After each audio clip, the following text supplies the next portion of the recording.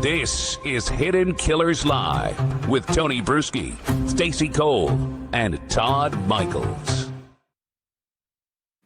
When investigators opened the front trunk of a Tesla, they didn't just uncover a body, they uncovered a snapshot of panic. Of course, we're talking about the David case and the Celeste body in there, the kind of impulsive split-second decision that says more about psychology than actual planning. A 14-year-old girl, a 20-year-old musician, and a choice that makes no rational sense. We don't even know if he's the one who put it in there, but we know the vehicle was registered to him. Hiding a body in a car, registered to one's own name. It's not criminal genius. It's not the collapse of judgment. Something we see over and over again when young people make catastrophic choices that destroy lives in an instant. And, well, David was surrounded by other young people that seemed to be very good at making catastrophic choices in an instant. Today, we're joined by psychotherapist Shavaun Scott, unpacking the psychology of that decision, the why behind these senseless choices, and what the developing brain has to do with all of it. Shavaun, welcome. Obviously, there's a lot of questions here. Still in this case, we don't know who put the body in the trunk. No one has been charged in this case whatsoever. We don't even know exactly how she died yet, but somebody thought this was a good idea. Let's start with the basics. When we talk about impulsivity and poor decision-making in young people, what's actually happening in the brain here? How does the prefrontal cortex, or the lack of it in full development, affect the judgment of those making these critical decisions in critical moments, whoever made this choice?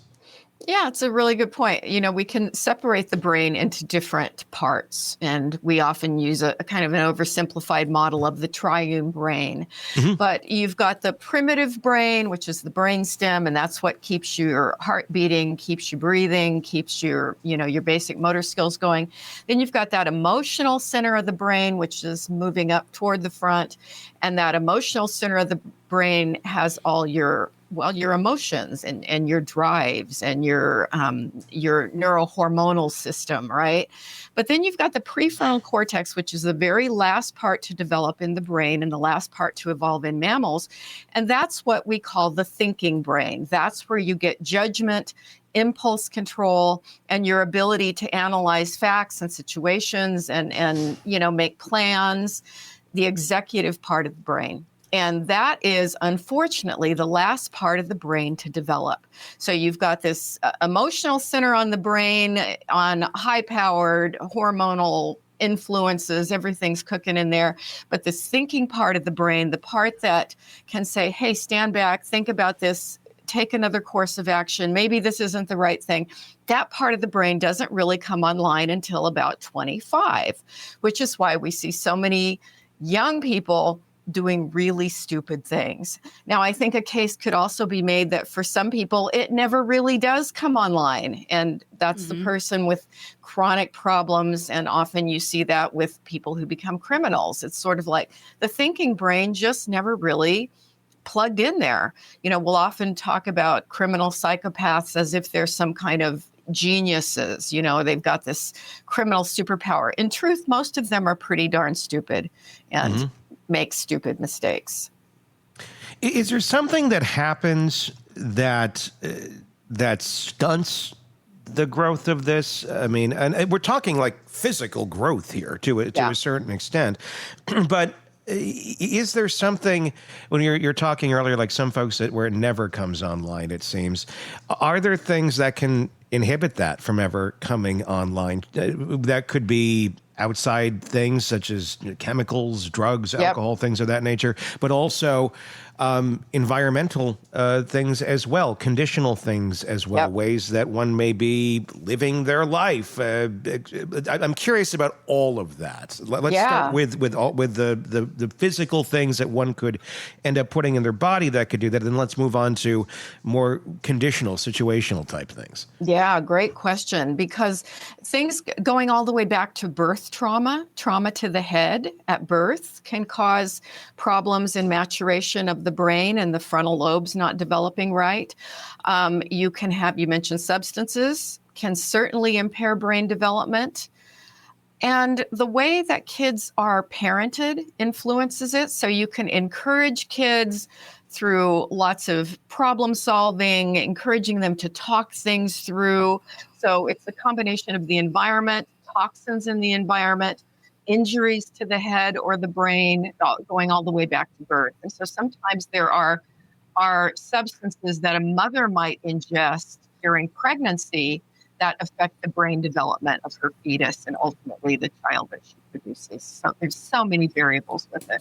Kind of makes you wonder how any of us turn out to be somewhat quote unquote normal at this point, doesn't it? I mean, doesn't it seem like there should be more psychopaths walking the earth based on those variables? Secret, there is. Thanks, Tony.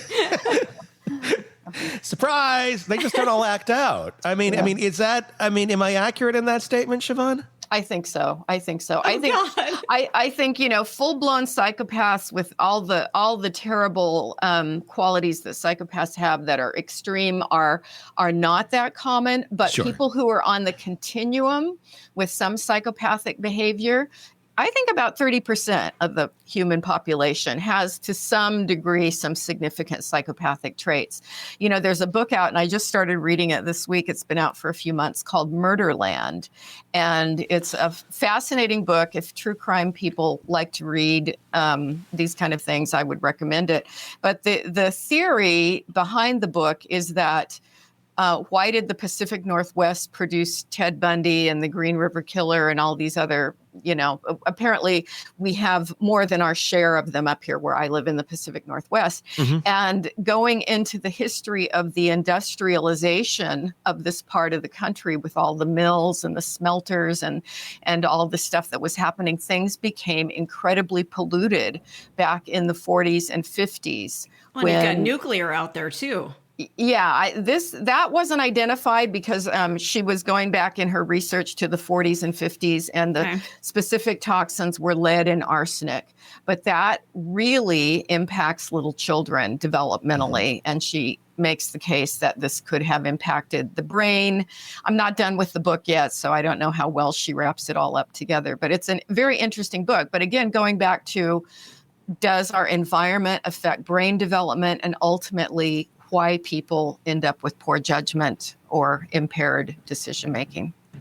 I know. I mean, a lot of people, I think, are looking at this David case, and everybody runs everything through their filter of how would I have done it. Right. And I think a lot of adults will look at this and go, whoever did this. And I think the assumption is it was probably somebody in the circle of David or Dave. Nobody knows who it is, but somebody likely in that ring because they were close. And if we look at the circle, they're all pretty much young people, very young people. So somebody made the decision to put that body in that trunk. We don't know if it was out of fear of, and we don't know the motive. That's the thing. Was it fear of being caught? Was it fear of whatever it may have been? Was she murdered? Was it self-inflicted? All those questions we don't know the answers to. But when you go to that, everybody's going, well, when I was that age, I wouldn't have thought that way. I would have been smart enough not to do that. I myself, when I run that through, I wouldn't have put a body in a trunk if you were in that sort of a situation, no matter what. That, like, somebody's dead, accident, on purpose, whatever the hell it is. I don't see any way where one goes, well, I'll just hide it in the trunk and this will be a great resting place. Right. We'll totally get away with it. And so that runs through the filters. But is it, I mean, obviously everybody develops a bit different in terms of their prefrontal cortex and these types of decision making. Is there something here that we can look at more tangibly and say, okay, the folks who are thinking this way, this is part of a greater picture. This is part of a greater picture of development of these large groups of people. It felt like there was usually a couple in the group that were pretty stupid, that would have thought, yeah, trunk's a great idea, let's do it.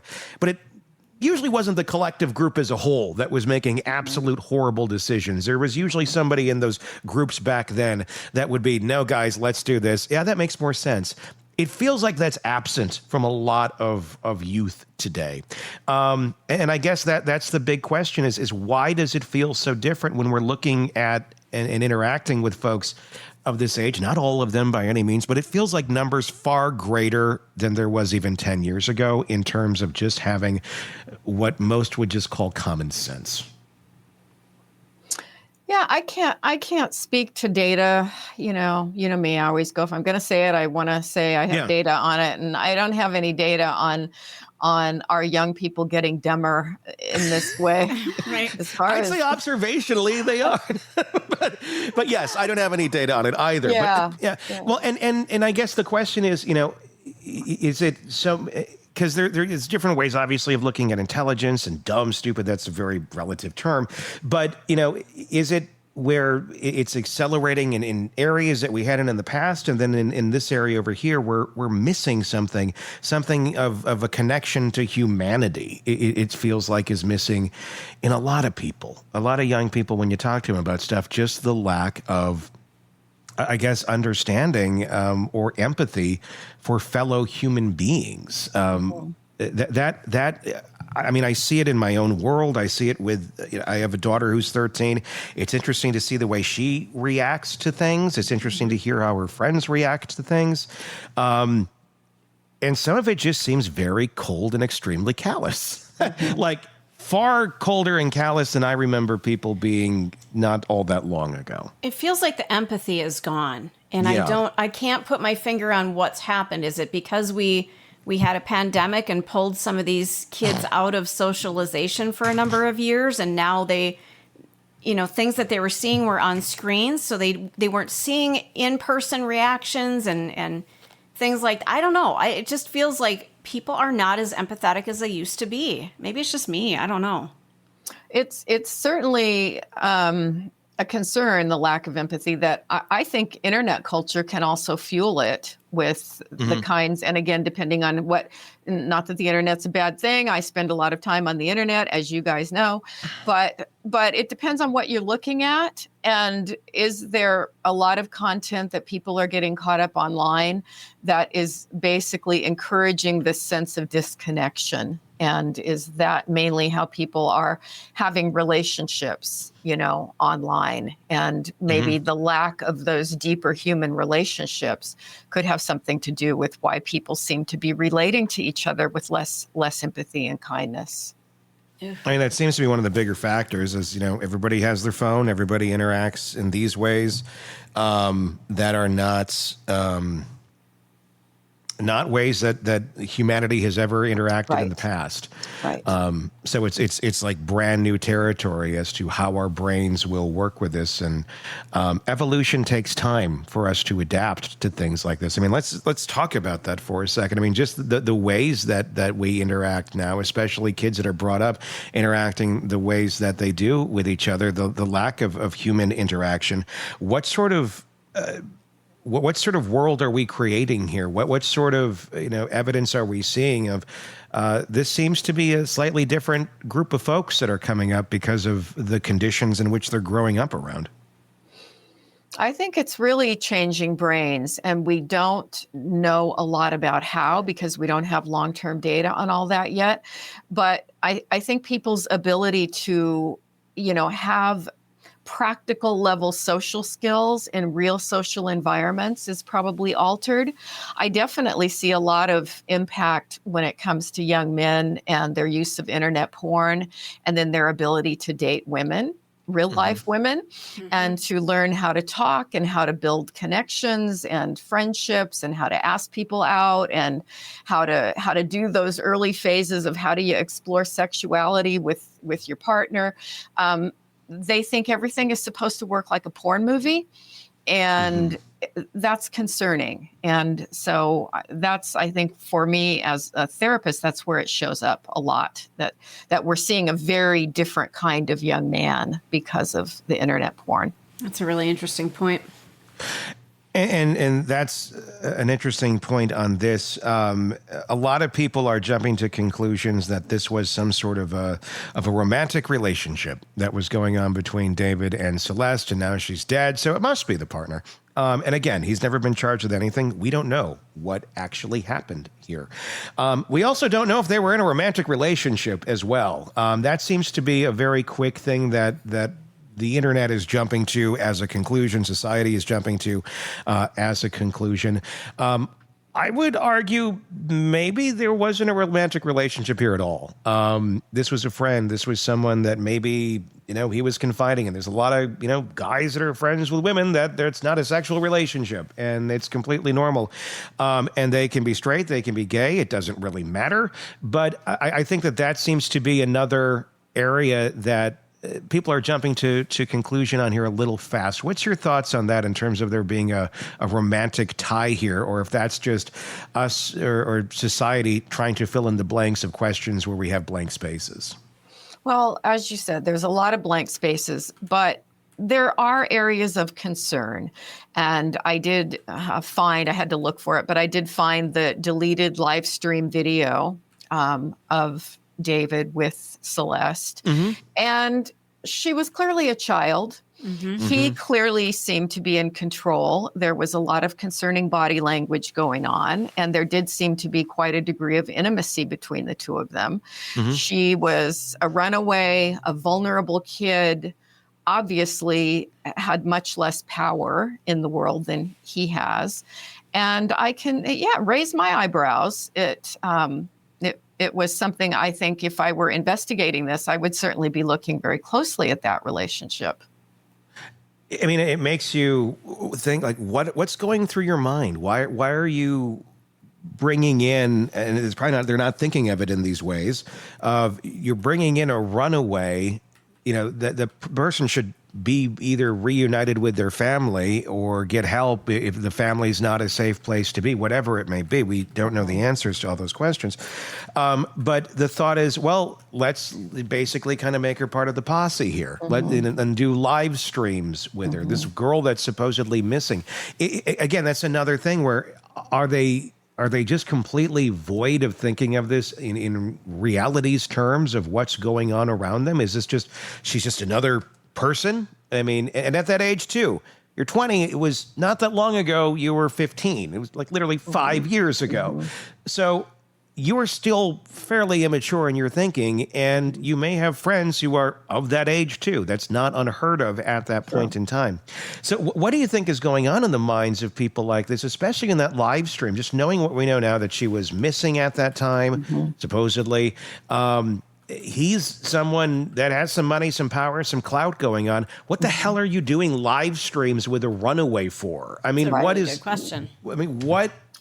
It's just, I can't picture this like happening as blatantly as it is today, 10, 20 years ago. R. Kelly, as monstrous as he was, I don't see him like jumping on live streams if the ability was there all those years ago with people that were known to be like missing.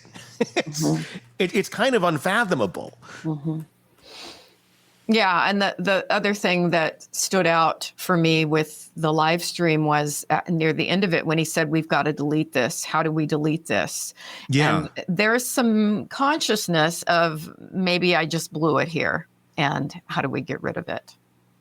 So yeah, that also it definitely, I can see why the public would be going there with the fears. And if I were investigating the case, I'd sure be looking at it. Was there a relationship here? Because even though, yes, it is normal for 20-year-olds to still hang out and be friends with younger people, it's also very normal for older males to sexually exploit younger females. Sure. And she was a beautiful young woman, and that would not surprise anybody, I don't think, if that were happening. No, whether it was him or someone in the group, I would not be surprised if that was happening. I don't know, who or what or if at all, but obviously that could possibly be part of this. We don't have the answers to any of that. Yeah. You've worked with a lot of young people in your life. I mean, what are some of the common patterns that you've seen in their thinking right after a crime? Do they truly believe that they can outsmart detection, or is it more like magical thinking under duress? You can certainly see magical thinking, which is that tendency to believe that just because I want something really bad, or I pray, or I do some kind of ritual, that it's going to go my way. And that, again, is something that a lot of people carry into adulthood. But there can be that. And sometimes there's an awareness that I'm probably going to get caught, but I'm going to delay it for as long as I can. Mm-hmm. And so when they get caught, they're not really surprised. So it can go either way with that. But yeah, the poor judgment of whoever thought leaving a body in a trunk and then leaving the car in a public place, that this was a good idea. There was something wrong. The other thing that popped into my head as a possibility, kids, partying, drugs, alcohol, could this have been something where somebody was even in a blackout and did something really stupid, and then the next day doesn't even recall what they did and how it happened? That could account for really bad judgment too, because sometimes people do really stupid things in a blackout and they just don't have any recollection of what they did. It makes you wonder, because you don't know what went on, and all those things run through my mind as well. The fact that the last known photo of her, proof of being alive, basically, was January 2nd. Does that time of year, does that say anything to you about this case of what may have went down? I mean, just pure speculation. We obviously don't know, but right after New Year's, I don't know. I mean, that's a time where, a lot of change happens around us. Mm-hmm. Yeah, a lot of times weird things do happen in January because there has been so much, if we look at substance use, so much of that going on over the holidays. I used to always joke that you were going to get all the calls from couples needing marital therapy in January because people had behaved so badly at the New Year's Eve party. So I've seen that. And that's true. Yeah. Yeah. There's just so many questions here in this case that we just do not know the answers to, and likely never will. Or who knows what will eventually come out as the investigation continues. They did hire a private investigator. The owner of the house that David was allegedly renting has hired a private investigator, to which the way he's describing it, and I'm paraphrasing here, the private investigator is claiming he found notes inside of that house. We don't know if they were digital, if they were on a hard drive of some sort, or if they were on print, that described horrific things, very sadistic things is the way I believe the term that he used, involving Celeste. And I guess there's two ways of looking at that, of sadistic and dark, meaning when she was alive or after she died. Things to dispose of a body and not be caught, or things that you would do to a living person. Again, disturbing either way, really. But does the judgment change in people's minds, especially young people's minds, I guess? When we're talking about the lack of the prefrontal cortex, from when a person is living to when the person is deceased, I guess the defining factor here is how they died. If it was an accident, if they overdosed on something, if they took their own life, and now this is a problem. The term is also the Celeste problem that was used by the PI, meaning we have a 15-year-old girl that's dead with us, and now we don't know what to do because she was a runaway and we were harboring a runaway. What do we do with that? In terms of what people are capable of doing, do people start dehumanizing that individual upon death? Certainly possible. It could also be that this, again, are we looking at just youth and stupid youthful behavior, impulsive, poorly thought out, lack of problem-solving skills? Are we looking at that, or are we looking at something darker, where there is something more exploitative and psychopathic and cruel going on? And I can also see why the public would make a leap in that direction based upon some of the song lyrics, Right. And again, we look at all these things in the context, and writing a song about wanting to kill somebody does not necessarily mean you're going to go out and kill people, or that you even fantasize about it. But there is that concept of leakage, which as we've talked about so many times, when the internal thoughts and emotions that a person have comes out in their conversation, maybe in their internet things they write, or in art that they create. And that would include song lyrics too. And so if people have written songs about murder. And then there's a dead body found. Of course, people are going to make the leap. Did that song, was that leakage? Is this something that was actually part of your fantasy that you had been thinking about? He had the song that came out in 2022, "Romantic Homicide." So obviously, this would have been way before any of this had taken place. It's dark. It's it's the type of music that he made. I've heard the term the other day for the first time, sad boy music. There's sad girl music, and I know we've seen that forever, but sad boy music, and that's kind of what his music was. It was dark, it was sad, it was somewhat disturbing R&B music about loss, about tragedy, about trying to deal with the thoughts and emotions and the feelings, all that's there. And then we hear, and again, this is another big piece of the unconfirmed, we don't know the details, that there was lyrics or part of a song that was created, written, found somewhere, called Celeste.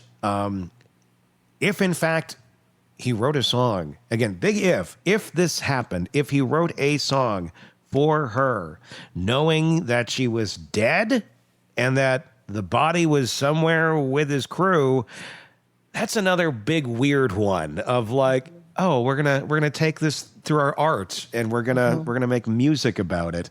It seems like such weird magical thinking of what are you doing? Why are you doing this? Why are you creating this song about someone, a death that this girl is missing? It blows your mind. It really does. And the fact that someone would do that, let's say he did do that, what does that say?